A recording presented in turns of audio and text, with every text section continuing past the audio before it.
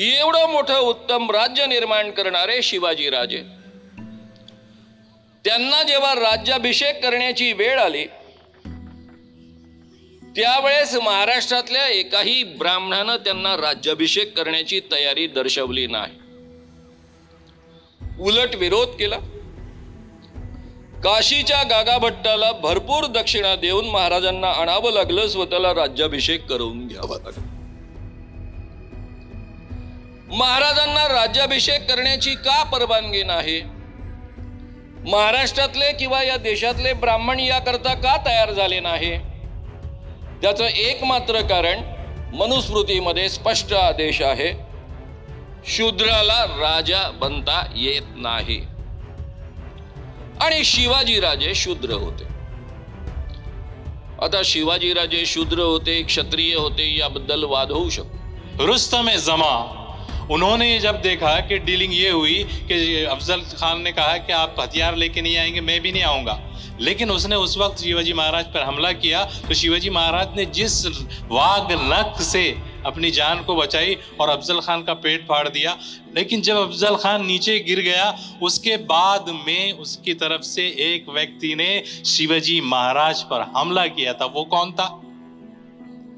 कृष्णा भास्कर कुलकर्णी, जो कि मुसलमान नहीं था। शिवाजीचं ब्राह्मणावर असं काही विशेष प्रेम नव्हतं, गायीविषयीचा त्यांना आदर होता, पण गायीच्या निमित्तानं ब्राह्मणांना स्पेशल प्रिव्हिलेजेस द्यावे अशा प्रकारची त्यांची विचारसरणी नव्हती। ते सर्व समभावी होते, सर्व जातीच्या लोकांकरता त्यांनी कार्य केलं।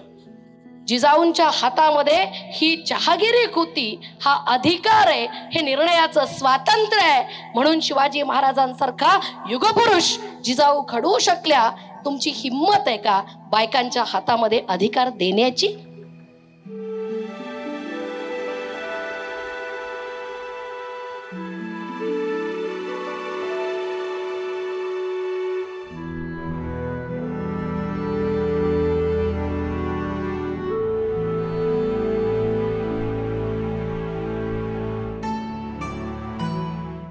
भीमा कोरेगाव इथे दंगल घडवण्याचा एक प्रयत्न झाला होता, परंतु तो प्रयत्न मराठा सेवा संघ आणि आंबेडकरी विचाराच्या ज्या संघटना आहे यांनी फार कौशल्याने ती दंगल टाळली आणि त्याच्यानंतर NRCCA च्या नावाखाली मुस्लिम समाजाला दहशतीमध्ये ठेवण्यात आलं आणि त्याच्यानंतर टप्प्याटप्प्याने समाजामध्ये दोन धर्मामध्ये कसं वैर निर्माण होईल किंवा द्वेषच पेरण्याचं काम झालं आणि अशा या सर्व कारणामुळे समविचारी संघटना ज्या लोकशाहीला मानतात, ज्या संविधानाला मानतात, यांनी एकत्र येऊन छत्रपती शिवाजी महाराजांची जयंती संयुक्तरित्या साजरी केली आणि ती सुद्धा नागपूर येथील मुस्लिम बहुल असलेल्या ठिकाणी ती साजरी करण्यात आली आणि त्यात मुस्लिम समाजाने फार चांगलं योगदान दिलं। तर ह्या कार्यक्रमाचं आयोजन करण्याची जी भूमिका मला आपल्या समोर सांगायची आहे, अशा कार्यक्रमाद्वारे समाजामध्ये असलेला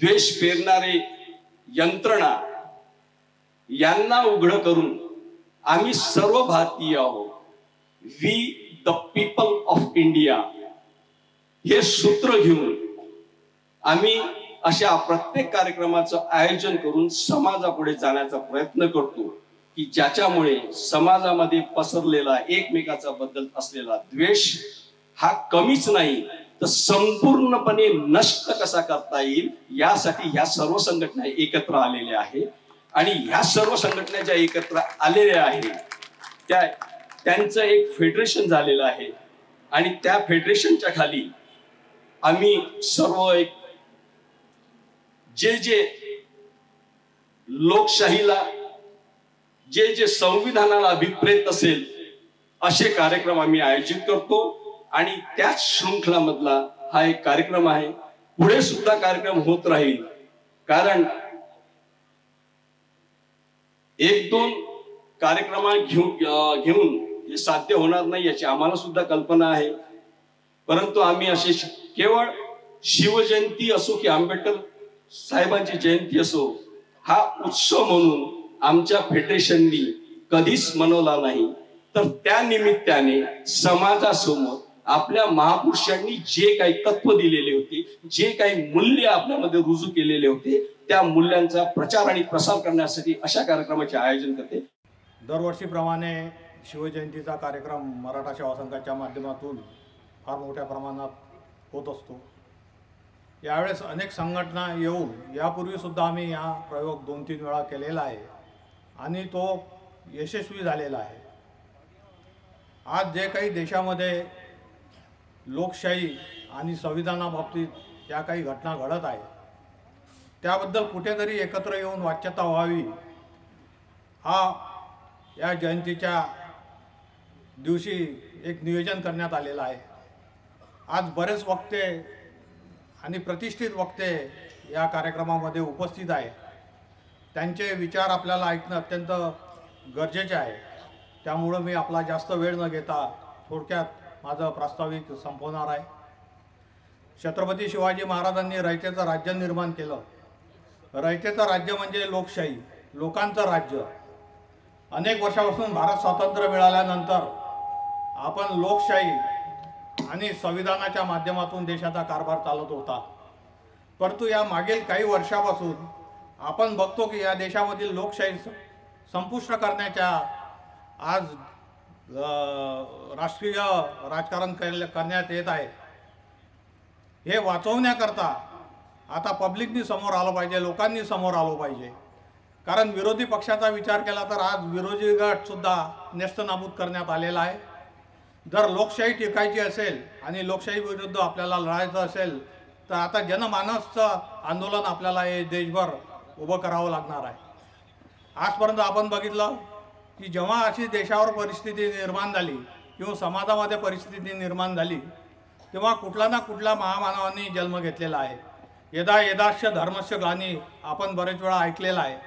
छत्रपती शिवाजी महाराज असो, त्यांच्या माध्यमातून स्वराज्याची निर्मिती केली तेव्हा ती गरज होती.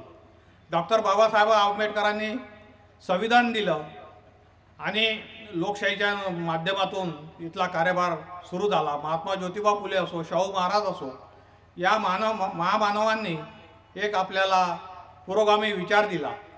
परंतु आज कुठलाही महामानव जन्माला येणार नाही. जे आजपर्यंत झालेले आहे ते सर्व होऊन गेलेले आहे. परंतु आता ही धुरा जरी महामानव नसले तरी आपल्यातील मानव मोठ्या प्रमाणात साजरी करत आहेत.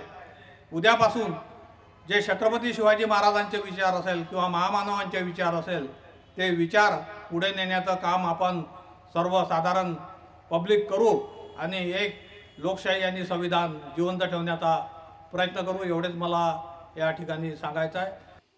आज हम जिस महान राजा छत्रपति शिवाजी महाराज के बारे में, उनकी जयंती में यहाँ पर जमा हुए हैं, उनकी महानता और सबके साथ लेकर, सबका साथ विकास नहीं बोल रहा हूं मैं, सबका विकास सबका साथ नहीं, लेकिन सही मानों में उस दिनों में, उस पिछले दिनों में शिवाजी महाराज ने ये दिखा दिया था कि वो शिवाजी महाराज सिर्फ किसी जात पात के नहीं बल्कि जात से ऊंचे उठकर उस जमाने के सभी धर्म के लोगों को लेकर उन्होंने अपना राज स्थापित किया था. ये इतिहास गवाह इस बात का.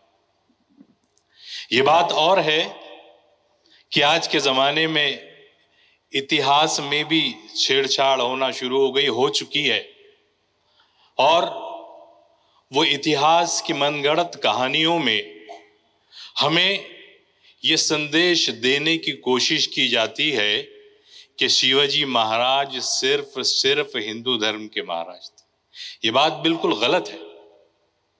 आप उनके इतिहास को अगर पढ़ेंगे, सच्चे इतिहासकारों की किताबें अगर आप पढ़ेंगे, तो मुझे तो यकीन है कि आपको ये जानकर हैरत होगी कि शिवाजी महाराज, जिन्हें के एक समुदाय स्पेशली शिवाजी महाराज को इस्लाम और मुसलमानों का दुश्मन बताने की कोशिश करता है, या मुसलमानों को शिवाजी महाराज का दुश्मन बताने की कोशिश करता है, अगर आप सही इतिहास को पढ़ेंगे तो ये बात 100% आपको झूठ पता चल जाएगी। आपके पास हमने कुछ किताबों का अरेंजमेंट किया है। हमारे एक मित्र हैं नौशाद उस्मान साहब, उनकी एक पुस्तक है छोटी सी, जो कि कुरानचा आधार करनारे शिवराय, इस तरह की किताब है। मैं हमारे साथियों से कहूँगा कि वो डिस्ट्रीब्यूट करें हर एक के पास में। उन्होंने उसके अंदर इतिहास के रेफरेंस से ये बात सिद्ध की है कि शिवाजी महाराज किसी एक धर्म के राजा नहीं थे, बल्कि इस देश के राजा थे। तो मुझे तो लगता है कि ऐसे राजा का जन्म अवसर जो है वो तो राष्ट्रीय पर्व होना चाहिए, राष्ट्र पर्व के तौर पर सबने मनाना चाहिए। लेकिन सच्चाई ये हुई थी कि कुछ दिनों के लिए ये शिवाजी महाराज का जो मुद्दा था, कुछ दिनों के लिए कुछ ऐसे लोगों ने हाईजैक कर लिया था, जिसके जरिए से उन लोगों ने इस महान राजा को भी नफरत फैलाने का जरिया बना दिया था। लेकिन देखिए, ये मैं इस अवसर पर मराठा सेवा संघ का बहुत रिस्पेक्ट करता हूं, उनको थैंक करना चाहता हूं कि जब से उन्होंने इस मुद्दे को टेकअप किया, उन्होंने इस बात का एहसास दिलाने की कोशिश किया हमें भी कि शिवाजी महाराज इस्लाम और मुसलमानों की दुश्मनी नहीं थी, बल्कि ये तुम्हारे भी राजा है। आज हमें बड़ा फख्र महसूस हो रहा है कि शिवाजी महाराज की इस जयंती के स्टेज पर हमारी उपस्थिति इस बात का सबूत है कि शिवाजी महाराज हमारे भी राजा थे। और इसलिए हम नागपुर के जो मराठा सेवा संघ को नागपुर की जमात इस्लामी अपने बड़े भाई के रूप में मानती है कि हमारे बड़े भाई है। आप देखेंगे कि शिवाजी महाराज ने इस देश में जिस तरह से राज किया है, आज के पेपर में आपने देखा कि एक बहुत अच्छी हेडिंग मुझे लगी कि स्त्री की इज्जत बचाने के लिए दौड़ने वाला राजा शिवाजी महाराज। जबकि राजाओं का इतिहास रहा है, हमारी बहनें यहाँ पर मौजूद है, लेकिन शिवाजी महाराज ने एक ऐसा राज स्थापित किया कि उन्होंने ये कानून बनाया है कि इस राज में अगर कहीं जंग होती है तो औरतों की इज्जत को हाथ नहीं लगाया जाएगा। एक घटना भी हुई जिसमें कि एक औरत को, जिसने बहुत जी जान से लड़ा, लेकिन जब वो आखिर हार गई, उसको पकड़कर शिवाजी महाराज के सामने पेश किया गया। शिवाजी महाराज ने कहा कि नहीं, ये इस देश की माता है, इस बहन है, इसको इज्जत के साथ में उसके घर पर पहुंचा दिया। इस ऊंचे विचार को मानने वाला महाराजा, और वो जो छत्रपति शिवाजी महाराज है, ये किसी एक धर्म का राजा नहीं हो सकता, बल्कि पूरे देश का राजा है। हमें चाहिए कि वो लोग जो इस मुद्दे को नफरत की राजनीति बनाकर लोगों के बीच में नफरत का बीज बोकर उन्हें बांटकर अपनी सियासत की रोटी सेकना चाहते हैं, उनके इन हाथों को, इन सोच को खत्म कर कर इस राजा की जो महान सोच थी जिस पर उन्होंने राज किया, उसको हम लोगों के सामने लाकर हम ये कहना चाहते हैं कि ये जो लोग, ये महान जो हस्तियां होती है, इनके नाम पर हमें नफरत नहीं बल्कि प्रेम का संदेश लोगों तक पहुंचाना चाहिए और उनके अवसरों पर हमें ये देखना चाहिए। मैं शॉर्ट में आपको ये बताना चाहूँगा कि शिवाजी महाराज का जो राज रहा है उसमें आप देखेंगे कि उनकी जो पोस्ट थी, अच्छी अच्छी पोस्ट पर उनके ज़माने में तो मुस्लिम लोगों को उन्होंने रखा था। आप देखिए कि पहले सरनौबत जो थे लश्कर के प्रमुख, वो नूर खां थे। फिर उसके बाद में एक सरदार शमा खान, इनसे भी शिवाजी महाराज के बहुत अच्छे रिलेशन थे। और तोपखाने के जो प्रमुख थे वो इब्राहिम खान थे। और ये अब शॉर्ट टाइम है, एक किताब है, उसके अंदर सारी चीज़ें आपको पढ़ने को मिल जाएगी, वहाँ पर देखा गया है। और उसके बाद में देखिए कि एक जो राजा की लड़ाई का वाकया जो अक्सर बताया जाता है कि अफजल खां को शिवाजी महाराज ने मारा था, सही बात है, लेकिन वो लड़ाई जो है वो धर्म की लड़ाई नहीं थी, बल्कि वो सियासत की लड़ाई थी, धर्म की लड़ाई नहीं थी। और आप देखिए कि उसमें, उस लड़ाई में शिवाजी महाराज के पास में जो हथियार वाघ नख का जो बनाया था, वो किसने बना के दिया था? वो एक नहीं रमजानी, कोई जमा थे, रुस्तम जमा। उन्होंने जब देखा कि डीलिंग ये हुई कि अफजल खान ने कहा कि आप हथियार लेके नहीं आएंगे, मैं भी नहीं आऊंगा, लेकिन उसने उस वक्त शिवाजी महाराज पर हमला किया, तो शिवाजी महाराज ने जिस वाघ नख से अपनी जान को बचाई और अफजल खान का पेट फाड़ दिया। लेकिन जब अफजल खान नीचे गिर गया, उसके बाद में उसकी तरफ से एक व्यक्ति ने शिवाजी महाराज पर हमला किया था। वो कौन था? कृष्णा भास्कर कुलकर्णी, जो कि मुसलमान नहीं था। मैं यही बातें खत्म करके, हमारे से बहुत बड़े बड़े स्कॉलर्स यहाँ पर मौजूद हैं, उनकी तरफ से बहुत अच्छी अच्छी बातें हमारे सामने आने वाली है। मैं ये बात कहकर यही संदेश देना चाहूँगा कि इस तरह के जो महान व्यक्ति हैं, उनके नाम पर हमें नफरत नहीं बढ़ाना है, बल्कि प्रेम का ये संदेश लेकर यहाँ से जाना है और प्रेम से रहना है, ताकि इस देश के विकास में, तरक्की में हम सब का योगदान हो और ये देश खूब खूब तरक्की करे और यहाँ पर अमन शांति रहे। इतनी बात कहकर मैं आपका धन्यवाद कहता हूं। आज आपण छत्रपती शिवाजी महाराजांची जयंती साजरी करीत आहोत। त्या जयंतीच्या तुम्हा सर्वांना प्रथम मी मनापासून शुभेच्छा देते। आपण लोकशाहीमध्ये जीवन जगतो असं म्हणत असताना एका राजाची जयंती आपण अंतःकरणापासून अत्यंत प्रेमानं आणि हृदय सिंहासनावर आरूढ झालेल्या या राजाचं प्रेम व्यक्त करण्यासाठी दिवसभर अगदी सकाळपासून संध्याकाळपर्यंत कार्यक्रमांची रेलचेल करतो। आमची पोरं शिवाजी महाराजांसारखी दाढी ठेवून त्या पद्धतीचे पोशाख करून मिरवत असतात आणि या सगळ्या वातावरणामध्ये शिवरायांचा विचार तितका जिवंत आहे का हे तपासण्याची गरज आपल्यासारख्या संघटनांना वाटत असते। म्हणून आपण या विचारांच्या व्याख्यानांचं आयोजन करत असतो। माझ्या पाठीमागे शाममानव सर आणि आदरणीय सुखदेव थोरात सर बसलेले आहेत, त्यांना बोलायचंय याची जाणीव ठेवून मी माझ्या वेळेत पूर्ण करणार आहे। तर एक स्त्री असल्या कारणानं छत्रपती शिवाजी महाराजांचा एकंदरीत स्त्रियांविषयीचा विचार काय होता हे मला जास्त आकर्षित करतं। कारण शिवाजी महाराजांचं सगळ्यात पहिल्यांदा एक वैशिष्ट्य आपल्याला समजून घेतलं पाहिजे। ते वैशिष्ट्य म्हणजे शिवाजी महाराजांचे वडील सरदार आहेत, शिवाजी महाराजांचे आजोबा सरदार आहेत, शिवाजी महाराजांचं दोन्हीकडचं घराणं हे सरदारांनी भरलेलं आहे। जिजाऊंच्या बाबतीमध्ये गौरवाची बाब म्हणजे जिजाऊ ही वीराची कन्या आहे, वीराची बकीन आहे, वीराची बायको आहे, वीराची सून आहे, वीराची आई आहे, वीराची आजी आहे।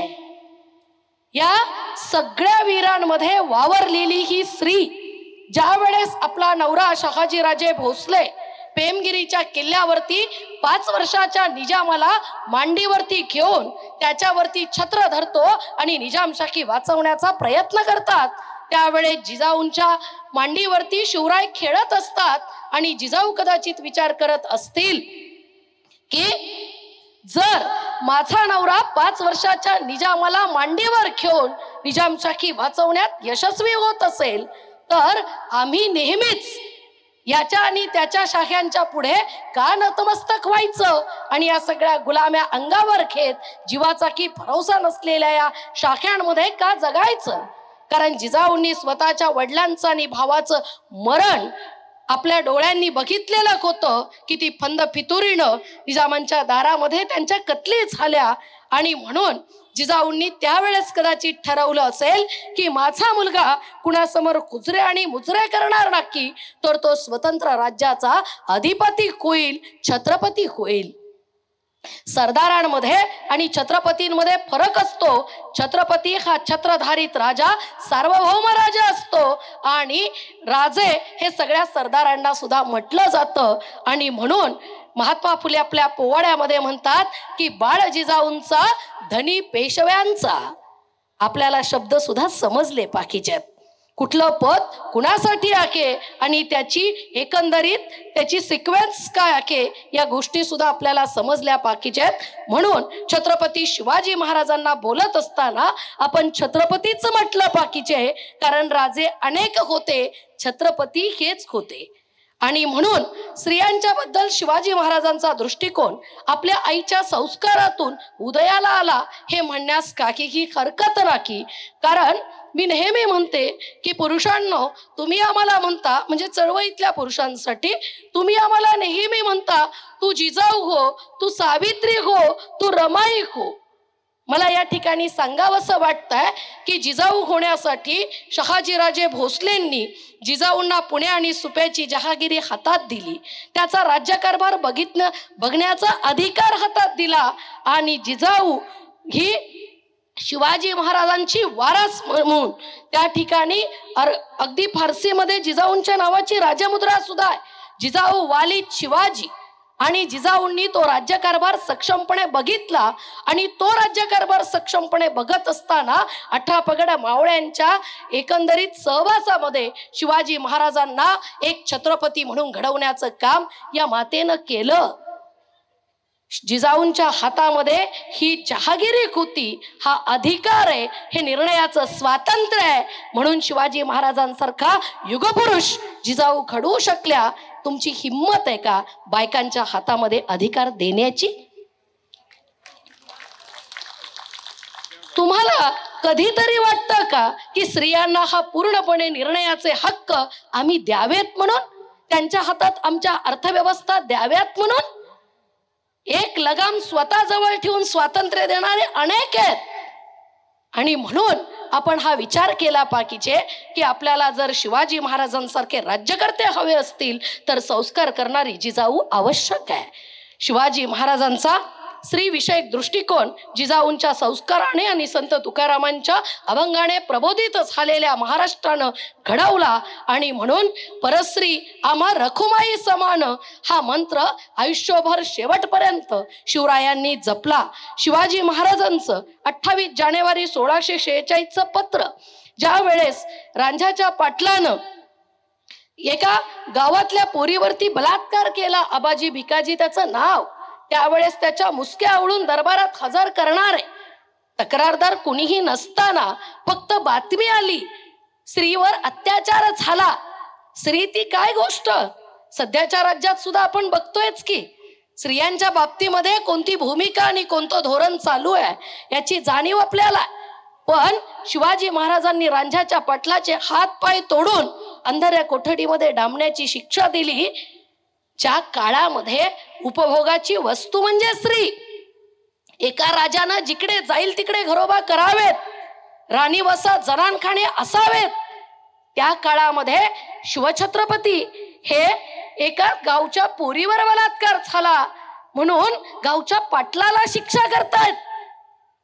आणि या देशामध्ये मणिपूरच्या बायकांना इतक्या हजारोंचा जमाव हा अगदी विवस्त्र फिरवतो, तरी सुद्धा मुख्यमंत्र्याला, गृहमंत्र्याला, देशाच्या राज्यकर्त्यांना लाज वाटत नाही.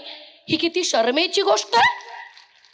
भारताच्या संविधानाच्या राज्यात आम्ही जीवन जगत असताना आम्ही हे सगळं सहन करतोय.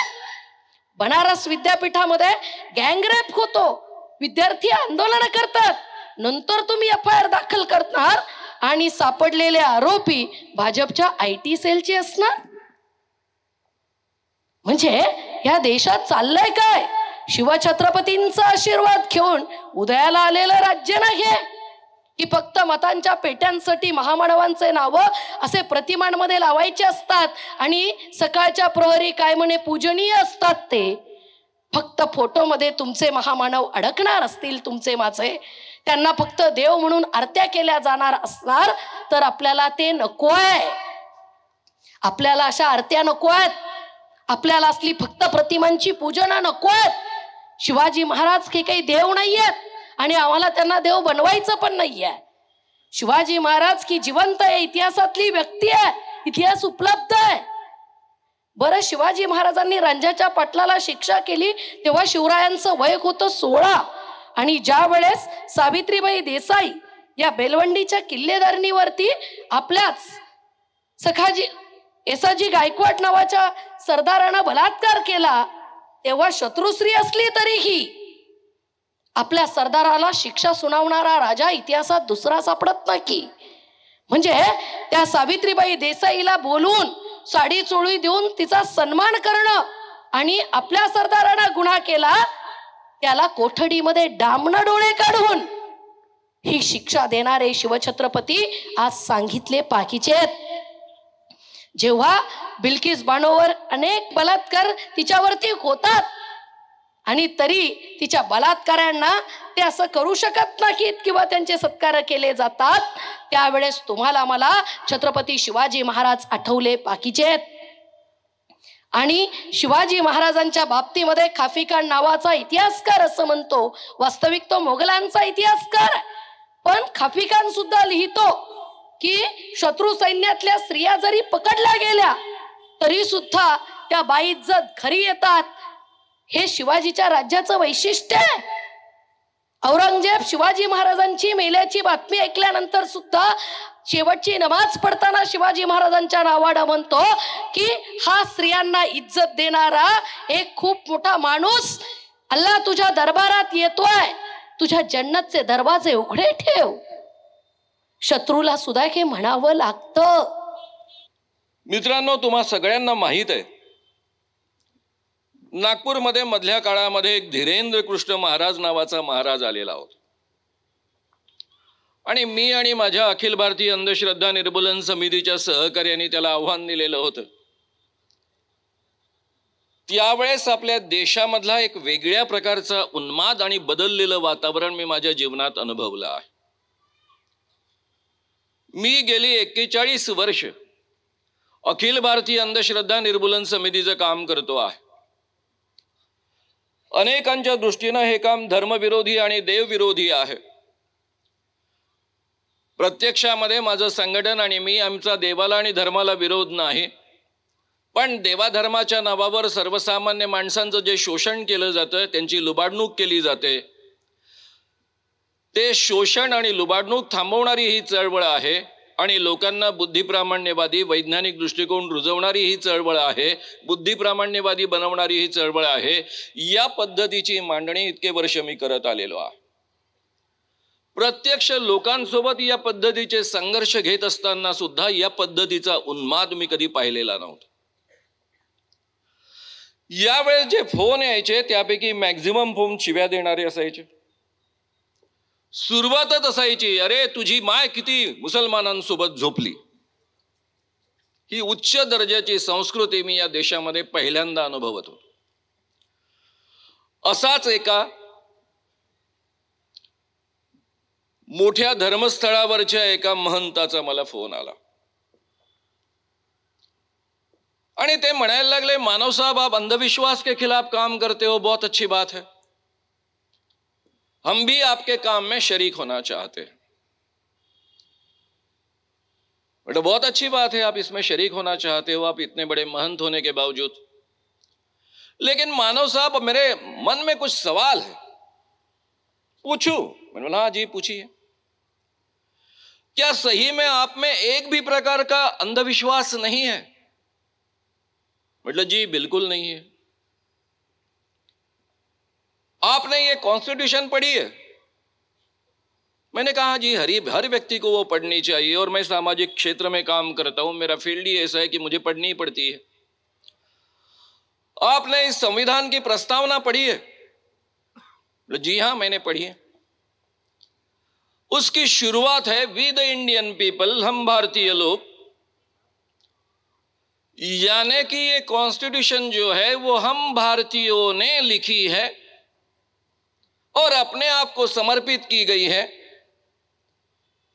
ये बात सही है? बोला जी हाँ यही बात सही है. मानव साहब आप बिल्कुल अंधविश्वास को नहीं मानते हो. ये जब कॉन्स्टिट्यूशन लिखी गई तब आप वहां हाजिर थे? मैंने कहा सर जी मैं तो हाजिर नहीं रह सकता था, क्योंकि ये कॉन्स्टिट्यूशन की जो प्रस्तावना है जिसके बारे में आप चर्चा कर रहे हो, ये 22 जनवरी 1947 में पंडित जवाहरलाल नेहरू जी ने जो लिखी थी वो राष्ट्र को समर्पित की थी, यानी हमारे देश को स्वतंत्रता मिलने के पहले। और मेरा जन्म तो 1951 का है, इसलिए ये तो संभव नहीं है। अभी थोड़ी देर पहले आपने कहा था कि आप में बिल्कुल अंधविश्वास नहीं है, जब आप वहां हाजिर नहीं थे इसके बावजूद आप मानते हो कि ये कॉन्स्टिट्यूशन हम भारतीयों ने लिखी है और अपने आप को समर्पित की है। क्या यह आपका सबसे बड़ा अंधविश्वास नहीं है? अतिशय इंटेलिजंट प्रश्न होता।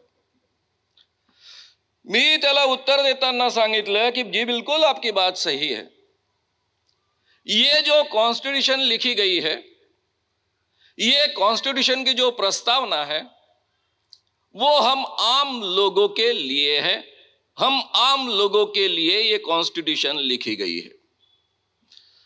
ये कॉन्स्टिट्यूशन आप जैसे लोगों के लिए नहीं लिखी गई है।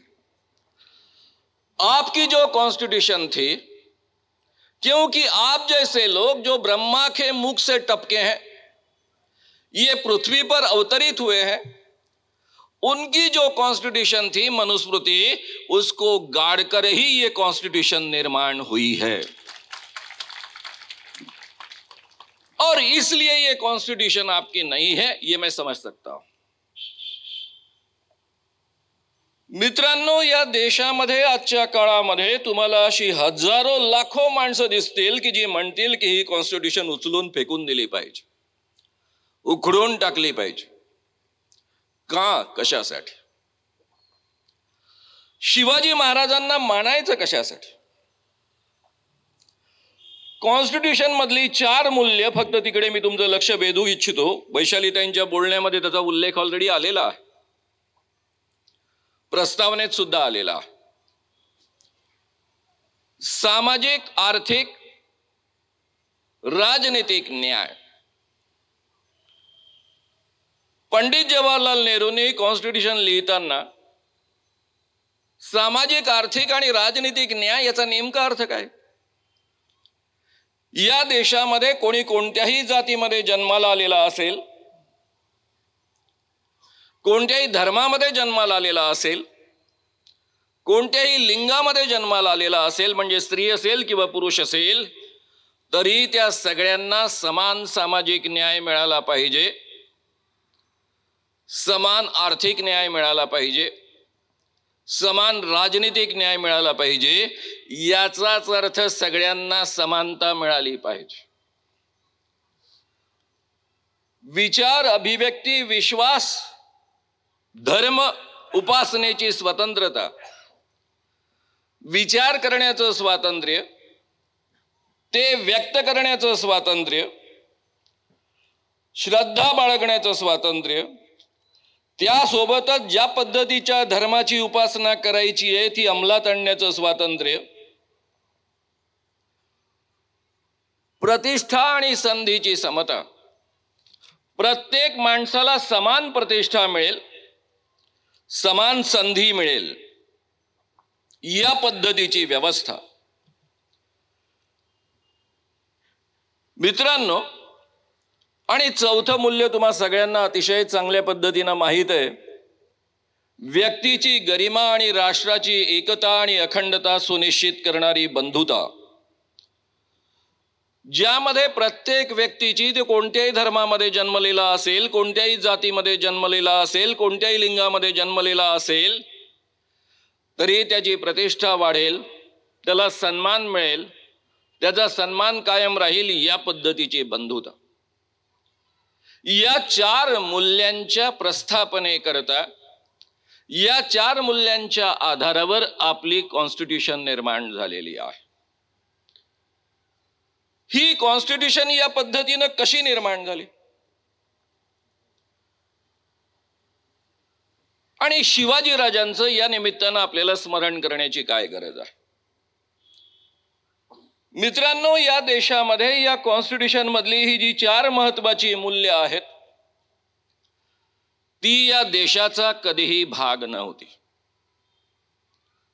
ज्या ज्या लोकांनी ती प्रस्थापित करण्याचा किंवा त्यामध्ये योगदान देण्याचा किंवा ते निर्माण करण्याचा प्रयत्न केला, त्यामध्ये शिवाजीराजांचं योगदान हे सगळ्यात मोठं योगदान आहे. शिवाजीराजांनी आपल्या संपूर्ण कामामध्ये आणि आयुष्यामध्ये वेगवेगळ्या 18 पगड जातीतल्या लोकांना आणि धर्मातल्या लोकांना सोबत घेतलं.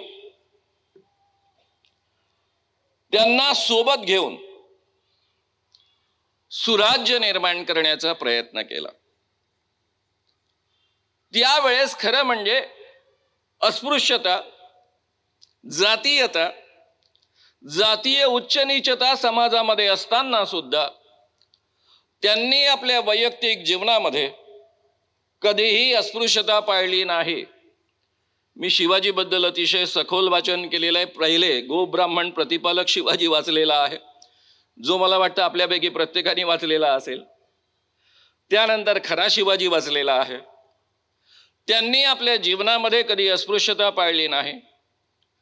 वेगवेगळ्या जाती धर्माच्या लोकांसोबत ते एकत्र जेवत असत, बरोबरीनं सन्मान देत असत. नाव्यापासून, मांगापासून, महारांपासून सगळ्यांना त्यांनी सवंगडी नेमलं, त्यांना किल्लेदार नेमलं, त्यांच्यावर वेगवेगळ्या पद्धतीच्या जबाबदाऱ्या सोपवल्या आणि मुसलमानांवर सुद्धा जबाबदाऱ्या सोपवल्या. म्हणजे धर्माचा आणि जातीचा भेदांचा विचार न करता त्यांनी आपल्या स्वराज्याची मुहूर्तमेढ निर्माण केलेली आहे. आणि हा प्रक्रियेचा भाग आहे. असं नाही झालं की स्वराज्य निर्माण झाल्यानंतर त्यांनी या पद्धतीचा निर्णय घेतला.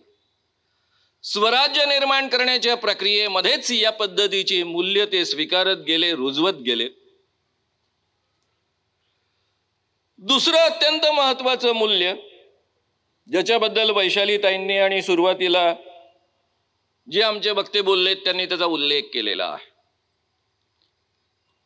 त्या काळामध्ये स्त्रियांवरचा बलात्कार हा विजेत्या सैनिकांचा अधिकार होता. कोणतंही सैन्य, जगभर ही प्रथा होती. ज्यावेळी सैनिक परकीय मुलूक काबीज करत असत, त्यावेळेस त्यामधल्या लुटीचा वाटा त्यांना मिळत असे आणि ज्या प्रदेशाला त्यांनी जिंकलेला आहे त्यामध्ये आवडलेल्या स्त्रिया उचलण्याचा अधिकार मिळत असे. त्या स्त्रियांवर बलात्कार करायचे, आवडलेल्या स्त्रियांना बटकिनी बनवायचं आणि आपल्या सैन्यासोबत त्यांना घेऊन जायचं पुढे. ही जी अत्यंत अमानुष प्रथा होती आणि सर्वसाधारण ही प्रथा असल्यामुळं त्याबद्दल कोणाला काही वाटत नसे, शिवाजी राजांनी आपल्या सैनिकांमध्ये ही प्रथा बंद केली. बटकिनी बनवण्यावर, बलात्कार करण्यावर बंदी घातली. एवढंच नव्हे तर जेव्हा स्वतःचं राज्य निर्माण झालं, त्या राज्यामध्ये या पद्धतीनं कोणी वागणार नाही याची काळजी घेतली. त्याचे 2 उल्लेख तुमच्या पुढ्यामध्ये आलेले आहे. रांझ्याचा पाटील, त्याने एका मुलीवर शेतकऱ्याचा बलात्कार केला, तिने आत्महत्या केली, यांनी त्यांचे हातपाय तोडले. एवढंच नव्हे तर सकुजी गायकवाड नावाचा त्यांचा सेनापती त्यांना आवश्यक असलेला बेळवाडीचा किल्ला मिळवून दिला. पण ज्या वेळेस त्या किल्लेदार बाईवर, देसाईवर यांनी बलात्कार केला, तेव्हा त्याचे डोळे काढले आणि त्याला जन्मभर तुरुंगामध्ये टाकलं. आणि कल्याणच्या सुभेदाराच्या सुनेविषयी तर आपण फार रंगवून सांगत असतो, म्हणून मी पुन्हा ते रिपीट करत नाही. म्हणजे केवळ स्वतःच्या राज्यातल्या स्त्रियांना त्यांनी सुरक्षा दिली, त्यांच्यावर बलात्कार करणं अतिशय गंभीर गुन्हा ठरवला. एवढ्यापर्यंत हे मर्यादित नाही, तर त्यांनी संपूर्ण आपल्या सैनिकांचं चरित्र आणि चारित्र्य बदललं. स्त्रियांना, परकीय मुलखातल्या स्त्रियांना सुद्धा पूर्ण सुरक्षा दिली. या पद्धतीचा विचार करणारे शिवाजी राजे. मित्रांनो, या शिवाजी राजांबद्दल बोलताना आपल्याला खूप गोष्टी सांगता येतात. त्यांनी दिलेला शेतकऱ्यांबद्दलचा न्याय, त्या काळामध्ये चारी भोवतालून शेतकरी लुटला जात असे आणि सगळ्यात मोठं उत्पादनाचं साधन केवळ कृषी माल होतं. सैन्याने परकीय आक्रमण केलं की त्या प्रदेशातली सगळी शेत बेचिराख होत असत. घोडदळ त्या शेतामधनं जात असे, पायदळ सुद्धा शेतामधनं जात असे. त्या ठिकाणी सैनिकाचा मुक्काम पडला की आजूबाजूच्या शेतकऱ्यांना त्याची भरपाई करावी लागत असे. आणि एका बाजूने शेतीचा या पद्धतीचा ऱ्हास आणि नाश आणि दुसऱ्या बाजूने लुटालूट. स्वतः शिवाजी राजांनी आपल्या सैनिकांबाबत अतिशय कडक धोरणं स्वीकारलीत. शेतकऱ्याच्या शेतातल्या पिकाच्या देठालाही हात लागता कामा नये. तुम्हाला जर शेतकऱ्याकडनं काही घ्यायचंच असेल तर तुम्हाला प्रत्यक्षामध्ये त्या शेतकऱ्याकडनं पैसे देऊन तुम्हाला घ्यावं लागेल, या पद्धतीची बंधनं टाकली. आता हा नवा राजा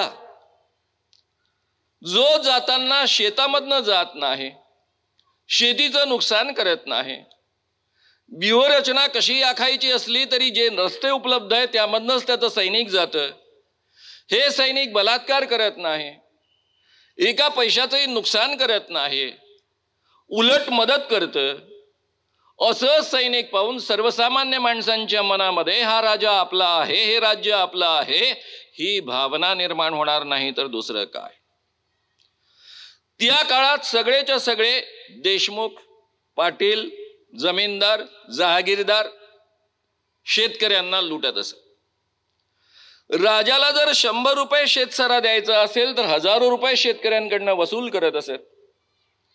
उरलेला भाग स्वतःकडे ठेवत असत. त्याच्या आधारावर स्वतःचे सैनिक निर्माण करत असत, किल्ले बांधत असत. सगळ्यात पहिले शिवाजी राजांनी स्वतःच्या सुराज्यामध्ये एक काम केलं की ही प्रथाच बंद करून टाकली. शेतकऱ्यांच्या जमिनी मोजून त्यांना निश्चित शेतसारा केला, म्हणजे शेतसारा निश्चित केला. जेवढं उत्पन्न येतं त्याच्या 2/5 उत्पन्न राजाला द्यायचं, बाकीचं शेतकऱ्यांनी स्वतःकडे ठेवायचं.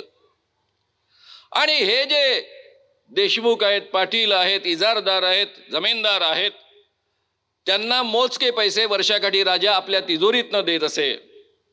आणि त्यांचे सगळेच्या सगळे वाडे, कडेकोट बंदोबस्तातले किल्ले जमीनदोस्त केले आणि या पद्धतीनं खऱ्या अर्थानं सुराज्य निर्माण केलं. ज्या ठिकाणी जमिनी ओसाड पडलेल्या होत्या त्या ठिकाणी गावच्या गावं पुन्हा बसवलीत. शेतकऱ्यांना अवतापासून सगळ्या गोष्टी उपलब्ध करून दिल्या. दुष्काळ पडला तर महसूल मागायचा नाही, सवलत द्यायची आणि वरून तगाई द्यायची, कर्ज द्यायचे. आणि ते कर्ज सुद्धा 4-5 वर्षाच्या फेडीवर आरामात परत करून घ्यायचे. या पद्धतीच्या सोयी शेतकऱ्यांना उपलब्ध करून दिल्या. आणि म्हणून मित्रांनो, कुळवाडी भूषण शिवाजी राजांना म्हटलं जात. शिवाजी राजांनी धर्म आणि जातीमध्ये कधीच भेद केलेला नाही. त्याचे उल्लेख तुम्ही ऑलरेडी पाहिलेले आहेत, ऐकलेले आहेत. पुन्हा मी ते जास्त रिपीट करत बसत नाही. दौलत खान आरमाराचा प्रमुख होता इथपर्यंत मर्यादित नव्हतं. त्यांनी आरमारामध्ये कोणाला सामील करून घेतलं.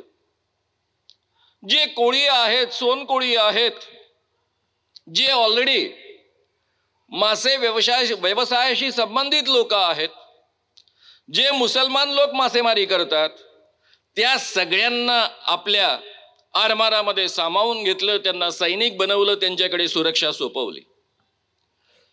इब्राहिम खान तोफखान्याचा प्रमुख होता, आपल्या सगळ्यांना माहित आहे. सिद्दी हिलाल आपल्याला माहित आहे, शमा खान माहित आहे, नूरखान बेग माहित आहे. तुमच्या असं लक्षात येईल की ही जी 4 मूल्य आपल्या घटनेनं स्वीकारली, जी फ्रेंच राज्यक्रांतीनंतर आपल्याला प्राप्त झाली, म्हणजे जगाला प्राप्त झाली असं मानलं जातं, त्याची बीज अतिशय इंटेलिजंटली, अतिशय हुशारीनं या देशामध्ये पेरण्याचं काम शिवाजी महाराजांनी केलेलं आहे. समतेचं बीज, बरोबरीनं सन्मान देण्याचं बीज, जाती धर्माच्या पलीकडे जाऊन प्रत्येक व्यक्तीमध्ये बंधुभाव निर्माण होईल याचं बीज. आणि म्हणून मित्रांनो, आपल्याकरता शिवाजी राजे इतर राजांसारखे केवळ राजे नाहीत, ते खऱ्या अर्थानं समाज निर्माण करणारे, समाजाची उत्तम धारणा करणारे एक मोठे समाज पुरुष आहेत असं आपण मानतो. त्याच्या मागचं हे कारण आहे.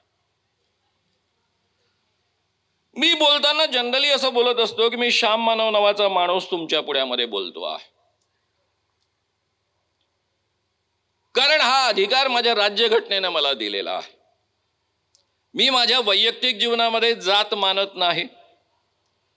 माझ्या राजकीय सामाजिक जे काही थोडं बहुत राजकीय असेल किंवा मॅक्झिमम सामाजिक जीवन, त्यामध्ये कधी जात पाळत नाही. आपली आडनावं जाती प्रदर्शक असतात म्हणून वयाच्या 19व्या वर्षी मी माझं नाव बदललं.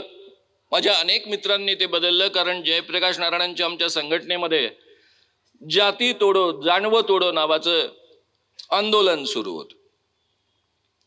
मी मानव नाव धारण केलं, माणूस बनण्याचा प्रयत्न इतके वर्ष करतो आहे. पण हा जो मला अधिकार आहे,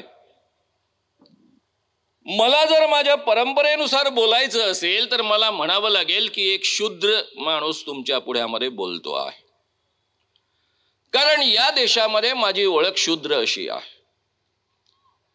एवढं मोठं उत्तम राज्य निर्माण करणारे शिवाजी राजे, त्यांना जेव्हा राज्याभिषेक करण्याची वेळ आली त्यावेळेस महाराष्ट्रातल्या एकाही ब्राह्मणानं त्यांना राज्याभिषेक करण्याची तयारी दर्शवली नाही. उलट विरोध केला. काशीच्या गागाभट्टाला भरपूर दक्षिणा देऊन महाराजांना आणावं लागलं, स्वतःला राज्याभिषेक करून घ्यावा लागला. शिवाजी महाराजांची ही जयंती अनेक संघटनेच्या वतीनं साजरी करण्यात येत आहे.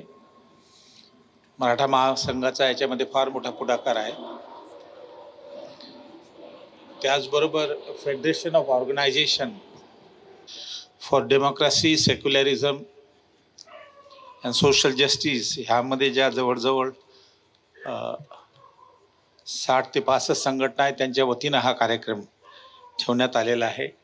ही एक फार महत्त्वाची बाब आहे की शिवाजी महाराजांविषयीचा आदर आणि समज ही निव्वळ मराठा किंवा कुणबी समाजामध्ये नसून ती इतर समाजामध्ये इन्क्लुडिंग मुस्लिम यांच्यामध्ये ती वाढलेली आहे. आणि त्यानिमित्तानं शिवाजी महाराजांचं जे व्यक्तिमत्व आहे ते समजून घेण्याकरता अशा प्रसंगाच्या माध्यमातून आपल्याला जाणीव होते की एक विचार जो आहे किंवा दोन विचार आहेत जेव्हा शिवाजी महाराजांना वेगवेगळ्या पद्धतीनं समजण्याचा प्रयत्न करतात. एक विचार असा आहे जो शिवाजींना हिंदू धर्माचे संरक्षक,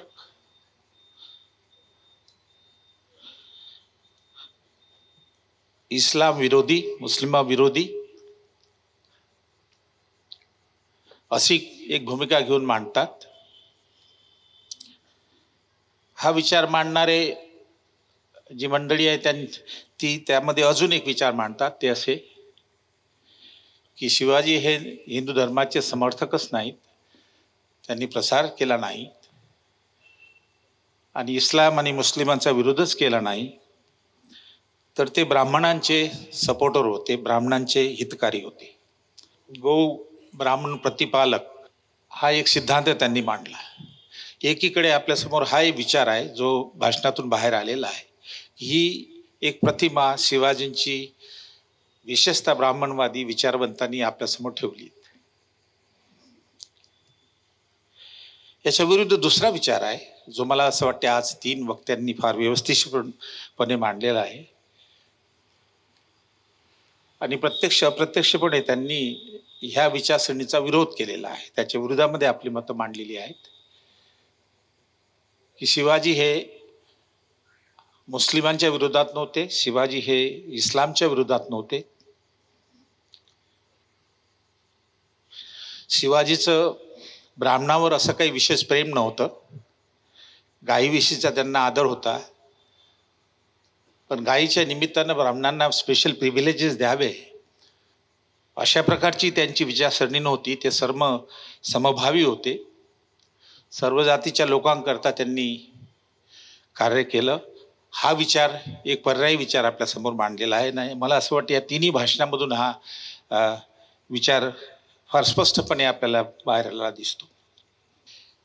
हे काही मुद्दे आपण सध्याच्या स्थितीमध्ये हे समजून घ्यायला पाहिजे आणि हे मला प्रामुख्यानं बुद्धिपुरस्सर काही मराठा मंडळी आणि कुणबी मंडळींच्या समोर मांडायचे सुद्धा आहेत.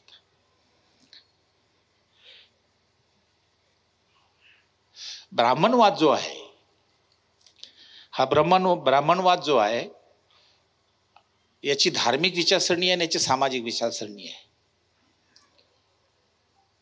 There is nothing like Hinduism. Hinduism हा धर्म नाही आहे, त्याच्यामध्ये मला डिटेल जाण्याची गरज नाही आहे. पण जो खरा धर्म आहे तो ब्राह्मणवाद आहे. त्या ब्राह्मणाची धार्मिक विचारसरणी, सामाजिक विचारसरणी. धार्मिक विचारसरणी फार सिंपल आहे. फार मोठमोठे सिद्धांत असतील, परंतु सिंपल पद्धतीनं सांगायचं गेलं तर त्याच्यामध्ये धार्मिक विचार असे आहेत की ही पृथ्वी आणि मानव देवाने निर्माण केलेत. देवच आपल्याला गव्हर्न करतो, कंट्रोल करतो. त्याच्याकरता देवाची पूजा करायची, राईट्स करायचे, सॅक्रिफाईस द्यायचे, रिच्युअल परफॉर्म करायचे आणि पंडिताच्या माध्यमातून ते करायचे. आणि प्रत्येक फेवर करता प्रत्येक रिच्युअल आहे. तर देवाची पूजा अर्चा आणि रिच्युअल्स या माध्यमातून तुम्हाला तुमचं कल्याण होऊ शकतं. हा सिंपलसा ब्राह्मणवादाचा सिद्धांत आहे. त्याच्यामध्ये काही डिफिकल्ट सिद्धांत सुद्धा आहेत, मी त्याच्यामध्ये जात नाही. कर्म सिद्धांत आहे, पुनर्जन्माचा सिद्धांत आहे, आत्म्याचा सिद्धांत आहे, तो सुद्धा पूरकच आहे याच्याकरता, पण त्याच्यामध्ये मी जात नाही. सामाजिक सिद्धांत काय आहे ब्रह्मजींचा? सामाजिक सिद्धांत आहे जाती व्यवस्था. ईश्वराने निवड भौतिक विश्वच निर्माण नाही केलं, तर मानव विश्व सुद्धा निर्माण केलं. परंतु मानवाला निर्माण करत असताना ते ब्रह्माचे सर्व अंश असूनही मानवांना वेगवेगळ्या भागामध्ये निर्माण केलं, वेगवेगळ्या जातीमध्ये निर्माण केलं. पण विभागामध्ये वेगवेगळ्या गटामध्ये निर्माण करणं असू द्या, अनेक समाजामध्ये आहे. परंतु त्याचे अधिकार सुद्धा निश्चित केले. काहींना जास्त अधिकार, काहींना कमी अधिकार, काहींना काहीच अधिकार नाही. तर जाती व्यवस्था बाबासाहेबांनी म्हटल्याप्रमाणे ग्रेडेड इनइक्वॅलिटीवर आधारलेली आहे. जसं तुम्ही ब्राह्मणावरून अस्पृश्यापर्यंत याल, हळूहळू तसतसे अधिकार कमी होत राहतात. जसजसे वर जाल तसतसे अधिकार वाढणार. अस्पृश्यांना किंवा अतिशूद्रांना काही अधिकार नाही. प्रॉपर्टीचा नाही, शिक्षणाचा नाही, धर्माचा नाही, धंद्याचा नाही. त्यांचा एकच धंदा म्हणजे त्यांनी ब्राह्मणाची सेवा करावी आणि काही मोबदल्याची अपेक्षा न करता अति सेवा करावी. ह्या अशा धार्मिक आणि सामाजिक व्यवस्था ब्रॅह्मनिझमच्या आहेत. शिवाजींना हिंदू धर्माचे समर्थक आणि प्रोपोगेटर हे मानण्यामागचं जे उद्दिष्ट आहे ते उद्दिष्ट हे आहे की त्यांना ब्राह्मणवादाचे सपोर्टर बनवायचे आहेत. ब्राह्मणांचे ते संरक्षक होते, गायीचे संरक्षक होते, मुस्लिमांच्या विरोधात होते. पण कोर असा म्हणजे ब्राह्मणांना ते प्रिव्हिलेजेस देत होते, विशिष्ट अधिकार देत होते. ही जे ब्राह्मणवादाची विचारसरणी आहे ती आणण्याचा त्यांनी प्रयत्न केला. पानसरेंनी आपल्या पुस्तकामध्ये फार नीटपणे अभ्यास करून सांगितलं की कोणत्याही लिखाणामध्ये, कोणत्याही पत्रामध्ये शिवाजीच्या हे दिसत नाही की त्यांनी गो ब्राह्मण प्रतिपालक हा शब्द वापरलेला आहे. नाही, उलट त्यांनी एका पत्राचा उल्लेख केलेला आहे शिवाजीच्या, की त्या पत्राच्या माध्यमातून सांगितलं की ब्राह्मणांना विशेष अधिकार देऊ नये, त्यांना सुद्धा समान पद्धतीनं वागावं. परंतु ब्राह्मण विचारवंतांनी शिवाजीला एक ब्राह्मणवादी किंवा त्यांच्या भाषेमध्ये हिंदूवादी राजा होता, हिंदू धर्माचा प्रपोगेट करणारा, समर्थन करणारा, अशी एक त्यांची इमेज उभी केली. ती आज त्याच पद्धतीने मांडल्या जात आहे. त्याचे शिकार काही मराठा आणि कुणबी मंडळी सुद्धा होतात. आज काय होत आहे, एक मुद्दा मी तुमच्यासमोर मांडू इच्छितो तो असा. आज काय होत आहे की आज हिंदुझमच्या नावावर सर्वांना एकत्र आणण्याचा प्रयत्न करत आहे आणि हिंदुझमला मुस्लिमच्या विरोधामध्ये, ख्रिश्चनांच्या विरोधामध्ये उभं केलं जात आहे. हिंदूंचं राष्ट्र असावं, मुस्लिम आणि ख्रिश्चन यांना सेकंडरी सिटिझनशिप असावी. पण हिंदू म्हणजे काय, हिंदुझम म्हणजे काय? हिंदू धर्म हा धर्माचा विचारसरणीचा कॉन्सेप्टच नाही आहे.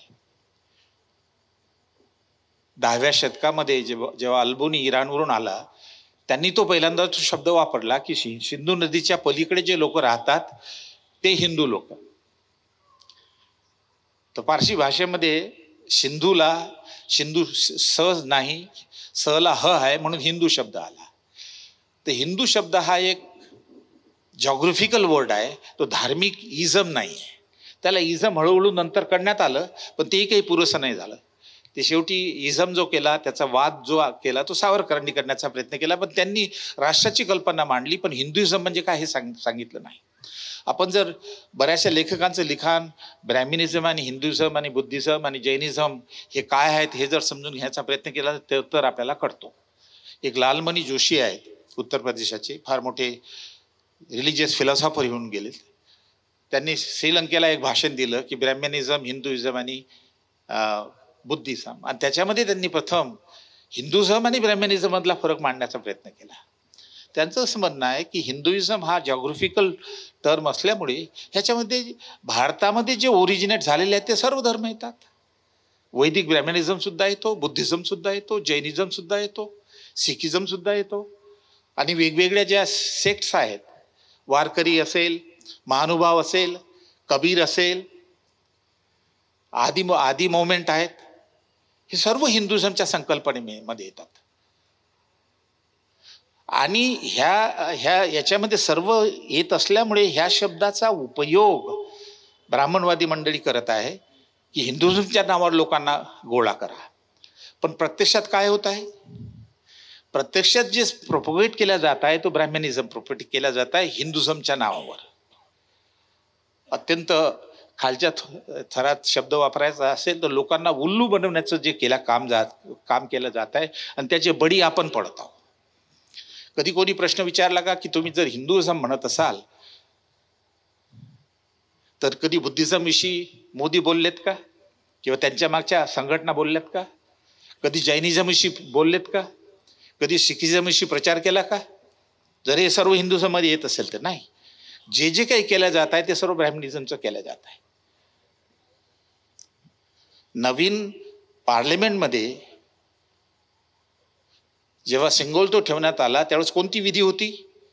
ती बुद्धिस्ट विधी होती, जैनांची विधी होती, शिखांची विधी होती? नाही, ती ब्राह्मणिकल विधी, वैदिक विधी पाळण्यात आली.